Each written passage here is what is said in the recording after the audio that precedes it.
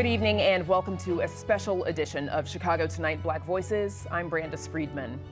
It was Memorial Day 5 years ago that video captured the murder of George Floyd at the knee of a Minneapolis police officer. Floyd's death, just a couple of months into the start of a global pandemic, ignited a racial reckoning, sparking demonstrations nationwide and calls for police accountability. Tonight, we'll explore what's changed in the 5 years since his death and what advocates say remains to be done. It was a video seen around the world. 9 minutes and 29 seconds. Enough time to end the life of George Floyd and change the lives of those around him. Minneapolis police officer Derek Chauvin knelt on Floyd's neck as he was handcuffed on the ground. What do you want? I can breathe. That video capturing Floyd's last moments, sparking outrage and protests across the country. Stop killing us! Stop killing us! Especially in communities that have a long history with police brutality.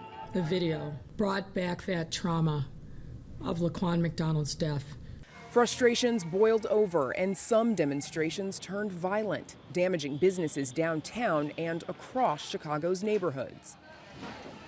Governor J.B. Pritzker deployed the National Guard at Mayor Lori Lightfoot's request, who also declared a citywide curfew for the first time since 1968. I do understand the anger, the frustration that have plagued across our country, even our city of Chicago. However, I don't think that this is the answer to solve anything right about now. Repeated violent clashes between Chicago police and protesters occurred throughout the summer. Reports later found the city and CPD were, quote, unprepared for the protests and ensuing unrest. And taxpayers have paid for it, spending $8.7 million to defend and settle lawsuits related to officer misconduct during the 2020 protests. Protesters continue to hit the streets, pushing for police reform. The Black Lives Matter movement and calls to defund the police gained traction. And in 2021, Derek Chauvin was convicted and sentenced to 22 years in prison. Real justice would be, Silky, that George Floyd would still be here with his family. So what we got today was some measure of accountability. With that conviction, all eyes turned to Congress and the George Floyd Justice in Policing Act. But the federal legislation that would ban the use of chokeholds and qualified immunity for officers and create a national police misconduct registry, among other actions, has been stalled in the U.S. Senate. If you can make federal laws to protect the bird, which is the bald eagle, you can make federal laws to protect people of color. Meanwhile, Illinois passed a sweeping police reform bill into law that, in part, requires law enforcement to wear body cameras and creates a certification program for police. This moment is a hopeful moment. And in Chicago, Floyd's murder focused new attention on the police department's lack of progress in complying with a federal court order requiring it to stop routinely violating the civil rights of Black and Latino residents. And a new era of oversight began in 2023 with the first election of the Community Commission for Public Safety and Accountability, designed to give Chicagoans a real say in how the department operates. But activists say police shootings since Floyd's murder, like Sonia Massey, Jacob Blake, and Dante Wright, are evidence that more needs to be done. And since the murder of George Floyd, some police departments across the country have made changes. But many of those actions are now threatened under the Trump administration. The Department of Justice just today announcing that it would end federal oversight of police departments in Minneapolis and Louisville and plans to close investigations in other cities. Despite the order, Chicago's consent decree mandating police reform will remain in effect because it does not involve the DOJ. Joining us to discuss all of this, some more, are Bradley Johnson, the Chief Community Officer from Build Chicago, Ernest Cato, a retired Chicago police chief who served more than 30 years on the force, and on Zoom, Craig Futterman, a University of Chicago law professor, and Kofi Ademola, founder of Good Kids Mad City. We also invited the Chicago Police Department to join us, but they declined. Gentlemen, thanks to all of you for joining us. Kofi Ademola, I want to start with you, please. In the nearly 5 years since George Floyd's death, public discourse about police brutality and anti-Black racism It's died down a good bit outside of activist circles. What would you say is happening right now among activists and grassroots circles since the spotlight has sort of moved away from these issues? Sure. First and foremost, thank you for having me. I would say locally here in Chicago, we have what's called the Chicago Torture Justice Center. And it's a place where survivors of police torture, originally from John Bird, but we can also go all the way up to Homan Square, where survivors are being supported. So having more resources for things like that. The young people of Good Kids, Mad City, they're advocating to pass the Peace Book, which is a public and safety initiative for violence prevention to give resources for young people to push peace. So on that end, along with the alliance's work, like you said, we're seeing some progress, right? But on the other end, we still have Dexter Reed, who was shot over 90 times here in Chicago. And we see Chicago Police Department's budget going up every year to where it's over $2 billion now. And that's not even accounting for the amount of money that's being paid out for police misconduct and police violence, which I believe we've already hit the $82 million mark this year so far. So there's still a lot of ways to go and a lot of work to still be done. Right, and just today, City Council approved several $1 million more in police misconduct lawsuit settlements. Kofi, back in the summer of 2020, hundreds, thousands of people who maybe weren't typically protesting filled the streets, right? Joining people who are always demonstrating and protesting. Do you think that, the folks who aren't necessarily directly involved, as you and the Chicago Torture Justice Center and Good Kids, Mad City are, do you think those folks who aren't involved have sort of moved away from the conversation or have gone back to their lives in those 5 years? No, I don't think so. I think when we see, even with people marching against Trump, folks marching in solidarity with Palestine, these are some of the same communities and same organizers that get impacted by police violence. One thing I will say, though, is both the Democrats and Republicans, both liberals and conservatives, did a pretty good job of being anti-defund the police, right? So you saw messaging coming from the Biden administration, and you saw messaging coming from the Trump administration. And then Democrats and Republicans from the Senate on down to local elections were very adamant about being pro-police and about making sure that police are fully funded. So I would say that's probably the biggest backlash, and a lot of the propaganda that you saw on television, commercials, et cetera, media really propagating that. So I think that did turn a lot of people off from the movement, because one, they just assumed if you send a cop to jail for murdering a black person, that's justice, which we believe it's not. And that, police getting more money to supposedly keep our community safe, we don't believe that's justice either. We believe we need to be invested in healing, restorative justice, and other things to make our community safe. And we do have a former police officer joining us, a former police chief. Ernest Cato, you were, still active in law enforcement, of course, in 2020. How did you feel at the time? What was it like for you to be in the position that you were in 2020 as a black man? That's always been a difficult position to be in as a black man, especially coming from the community that I did come from.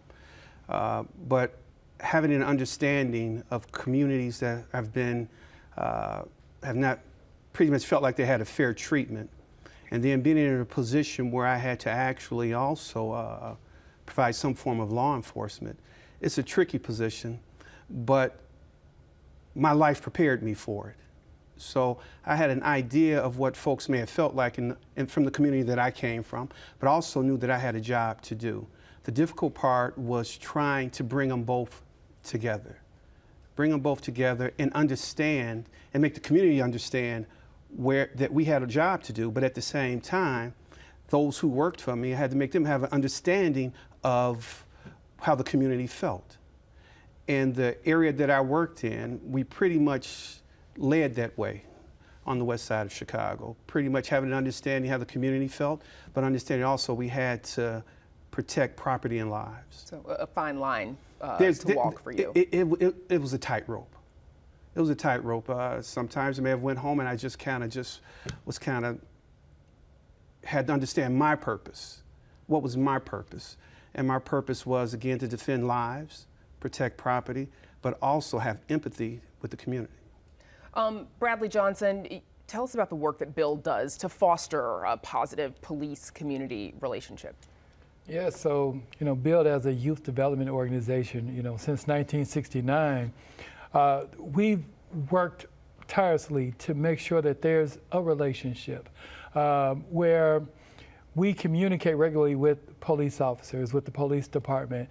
We stand in a gap with our young people saying that if there's an issue, bring them to us, and we'll, help to work with them. I think that we also have worked to partner with the police department to get feedback and hear the voices of community, hear the voices of our young people, the people impacted by some of the policies and the practices, so that there's a face put to how policing happens. And then also to humanize.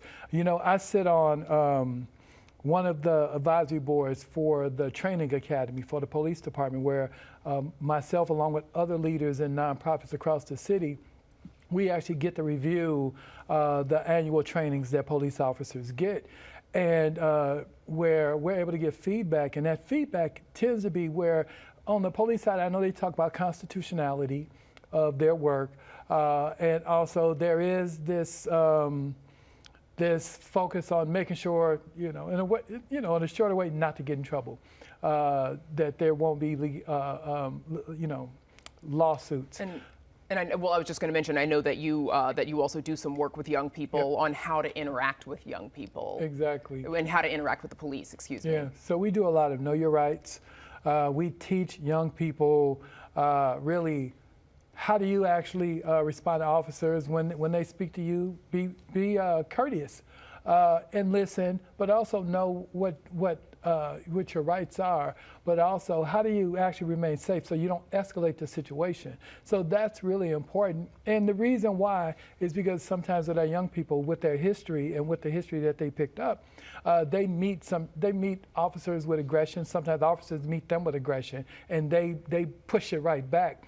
But the power dynamics aren't even. Okay. Professor Futterman, I want to get you in here because you founded the Civil Rights and Police Accountability Clinic in 2000, which in part seeks to improve accountability within CPD. What progress have you seen since you've started this work? Like Kofi, I'd say we've seen real progress, but it's been far too slow. Got a long way to go. Particularly areas where we've seen the most progress is areas where people have stood up, where people in the community have intervened and forced the police to engage. One of the areas, first time in ever, not just in my lifetime, that the agency that investigates police abuse in Chicago has actually ever sought to hold officers accountable when they abuse their powers to hurt people, and that's COPA, which is also under assault at this moment. Transparency. One of the things that we've seen in major progress is we won a lawsuit with folks side by side with the community that makes police misconduct records. All complaints of police misconduct records belong to the people, that police have to release video when officers kill someone. Along with Chief Cato, we fundamentally transformed the rules governing police use of force, violence, with an emphasis on sanctity of life for all people, de-escalating situations, using force only when necessary, dramatically reduce the number of violent, wrongful home raids targeting Black and brown families. And all this has led to a real decrease, and this matters.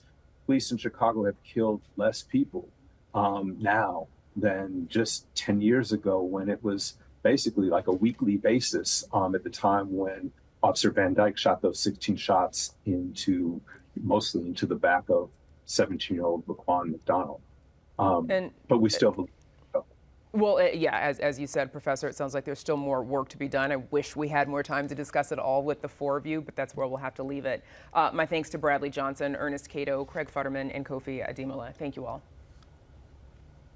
Up next, promises made, promises broken by businesses and consumers in the wake of George Floyd's murder. Chicago Tonight, Black Voices, is made possible in part by the support of these donors.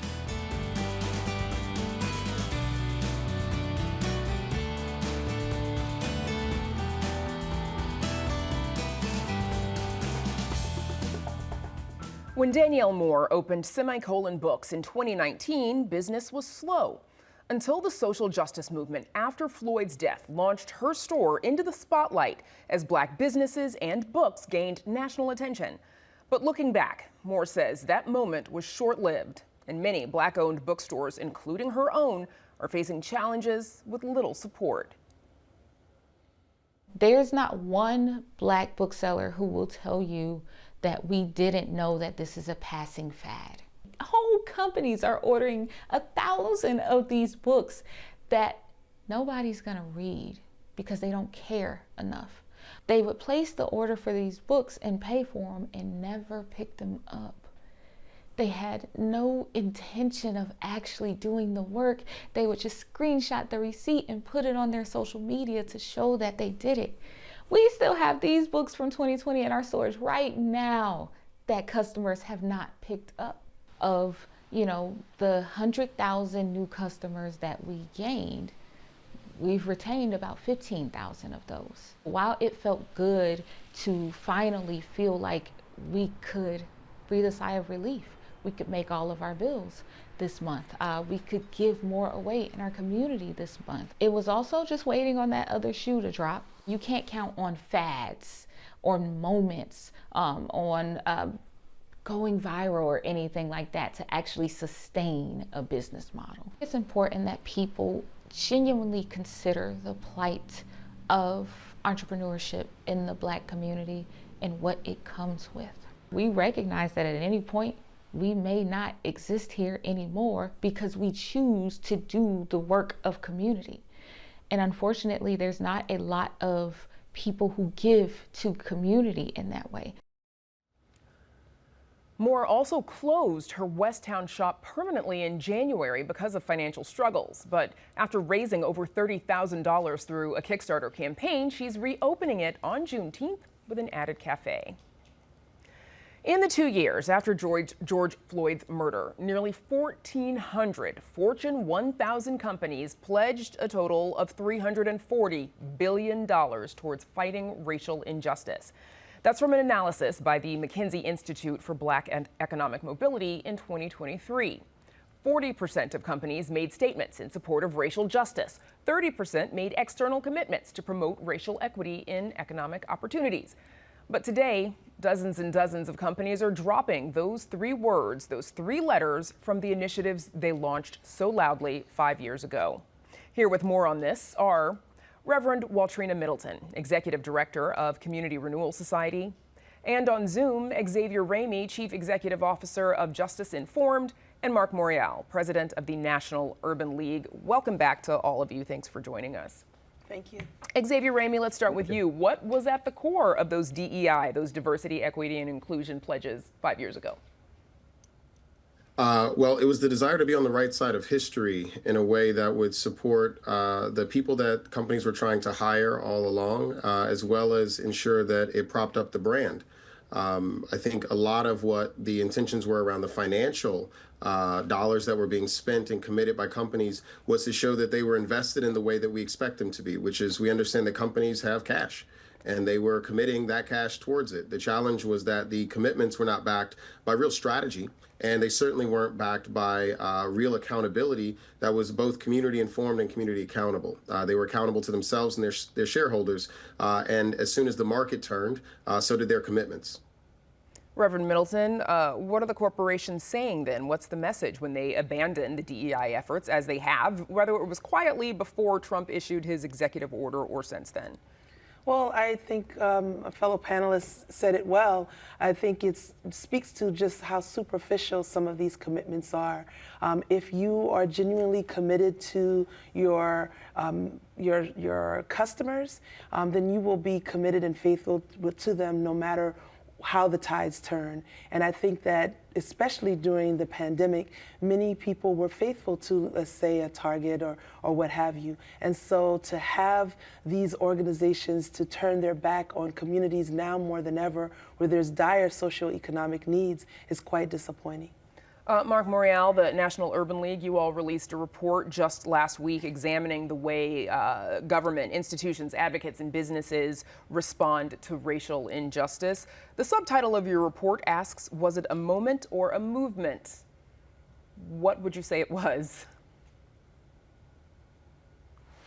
Uh-oh, I think you're on mute, sir. I said, thank you for having me. For too many, it was a moment.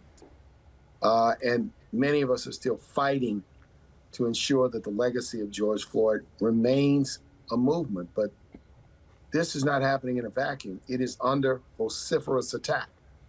And those attacks began before the election of the 47th president, began several years ago with really a concerted campaign to undermine the commitments that had been made, the financial commitments, the commitments to racial justice. What we found is, I find that there are three camps here. There's those that have walked away completely. There are those that have maintained their commitment. Many of them are operating quietly and under the radar. And then there are those who put lipstick on a pig, or they put lipstick on a beautiful, beautiful pig, in the sense that they're making cosmetic changes, purging their websites, changing their language, dropping the use of the term diversity, equity, and inclusion. What I want everyone to understand here, when you poll diversity, equity, and inclusion, when you ask questions of the American people about their commitment, on the low end, if you just use the term DE&I, it's 50-50. On the high end, if you talk about commitment to diversity, commitment to racial justice, commitment to fairness, the numbers are up at 70, almost 80%. The voices in opposition to this are loud, they're financially strong, and they have political power. They do not represent the majority voices in this country. So this moment is distressing, it's disappointing, and my greatest concern at the moment of George Floyd, when all of these commitments emerged, was that there would come a time when people would back away, go soft, or lose their enthusiasm for these commitments. Now, the community has reacted in some cases with selective buying, selective purchasing. It's an example of the reaction and the really hard feelings that many of us have. As someone of a generation that had an opportunity, because of civil rights, because of struggle, because of lawsuits, because of protests, because of advocacy, to walk through those doors and do this work, I'm greatly distressed by what I see. Sorry, thank you, Mark Morial, because I wanted to jump in with another thing that we hear the Trump administration using a lot. The attack on DEI has also, it's villainized the term woke, that before maybe 5 years ago, not everybody even understood what it meant. Reverend Middleton, remind us what the word woke means, what it's intended to mean. Yes, I mean, the word woke was a term that appeared in the 1930s to help to raise consciousness, to make sure that community members were cognizant of issues that impacted them directly, either socioeconomic impact, and especially as it pertains to race. And I think that to criminalize or to make it seem as if folks who are aware, who are conscious about how things are unfolding in their community is a negative thing, really shows a level of ignorance and a lack of awareness itself. Being woke is a positive term because it shows that you care enough about your community and your neighbors to want to be vested and to make sure that you have all of the resources and information possible so that you could be a part of positive change in your community. Before we run out of time, really quickly, should this term be reclaimed or abandoned now that it's been hijacked this way? Absolutely, and I don't think it was ever abandoned by the community who gave birth to the terminology. I think people are unapologetic in being woke, and I think that the fact that you have a community that tries to demonize the term says that they are afraid of community being conscious, that there's a fear of knowledge. Xavier, we've got 1 minute left. What do you think are white individuals' responsibility in the wake of George Floyd? To make sure that he didn't die in vain. George Floyd died because of white supremacy. He died because of the American tradition of policing. He died because of rampant ignorance and an assumption that Dr. King somehow finished all of the work through his sacrifice. There is real and present work that African Americans, brown folks, Asian folks, and white folks all need to do. But particularly white Americans, there is a different work that I hope that they invite themselves to consider. And that work includes understanding how their privileges create the necessity and the reality of George Floyd's being killed. How and why it is that currently they're taking up the most levels of wealth and space and jobs in some of the biggest companies that America has to offer. And people of color are still fighting just to even be considered with their resumes. There's a reason behind this. And I think specifically white Americans in this moment, 5 years after the murder of George Floyd, need to think about, one, what does it mean to be white in America? Not just how do we do racial equity? What does it mean to be white, and how do I use that privilege to actually change what it means to be black? Some of the same conversations we had about 5 years ago with some of the same folks who are on this panel right now. That's where we'll have to leave it. My thanks to Reverend Dr. Waltrina Middleton, Xavier Ramey, and Mark Morial. Thank you all again. Thank you. Thank you. And that is our show for this Wednesday night. Join us tomorrow night at 5:30 and 10. Now, for all of us here at Chicago Tonight, I'm Brandis Friedman. Thank you for watching. Stay healthy and safe, and have a good night.